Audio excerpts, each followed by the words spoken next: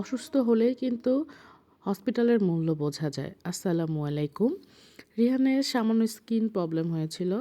তো এই জন্য আমরা রিহানকে নিয়ে গিয়েছিলাম সদর হাসপাতালে। আমাদের গাইবান্ধার এই সদর হাসপাতালটা কিন্তু মাত্র নতুন হয়েছে, এখনও কমপ্লিটলি চালু হয়নি। জাস্ট আউটডোরে কয়েকজন ডাক্তার বসেন এবং রোগী দেখেন। এত সুন্দর পরিবেশ হসপিটালটা আমার তো যে খুবই ভালো লেগেছে।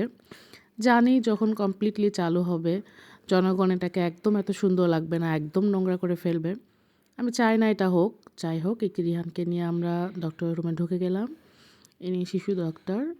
যাই হোক, রিহানের স্কিনগুলো দেখছিল, পায়ে রিহানের প্রবলেম হচ্ছিল, উনি খুব ভালো করে দেখছে। দেখে রিহানকে প্রেসক্রাইব করে। ওষুধ আমরা ওখান থেকেই পাই, একটা দুটো কিনতে হয় বাহির থেকে। যাই হোক, তারপরে আমরা হসপিটালের লিফটে করে হসপিটালটা একটু ঘুরে দেখার জন্য 8 তলায় চলে যাই। 8 তলায় ছিল হচ্ছে কেবিন, এর জন্যই যাচ্ছিলাম আর কি দেখার জন্য।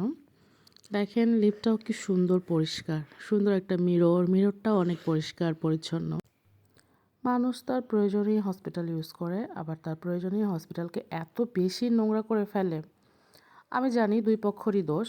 এক হচ্ছে যারা চিকিৎসা নিতে যায় তারা নোংরা করে, দুই হচ্ছে যাদের দায়িত্ব এই পরিষ্কার পরিচ্ছন্ন রাখা হসপিটালকে, তারা ঠিকমতো পরিষ্কার পরিচ্ছন্ন রাখে না।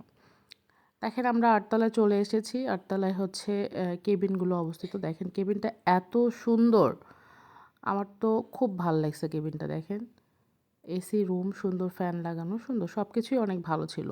তবে আবার একটা জিনিস খারাপ লেগেছে, হসপিটাল এখনও চালু হয়নি, তারপরও কিছু কিছু দেয়াল একদমই নষ্ট হয়ে গিয়েছে। এটা আসলে কর্তৃপক্ষের দৃষ্টিগোচর হওয়া দরকার। দেখেন 8 তলা উপর থেকে আমাদের শহরটাকে কত সুন্দর লাগছে, চেনা শহরটাকে অনেক অচেনা লাগছে। আর বাতাসটা এত সুন্দর ছিল, পরিবেশটা অনেক সুন্দর ছিল। সব শেষে সবার কাছে আশা রাখবো সবাই মিলে হসপিটালটাকে এরকম পরিষ্কার পরিচ্ছন্ন রাখার চেষ্টা করব।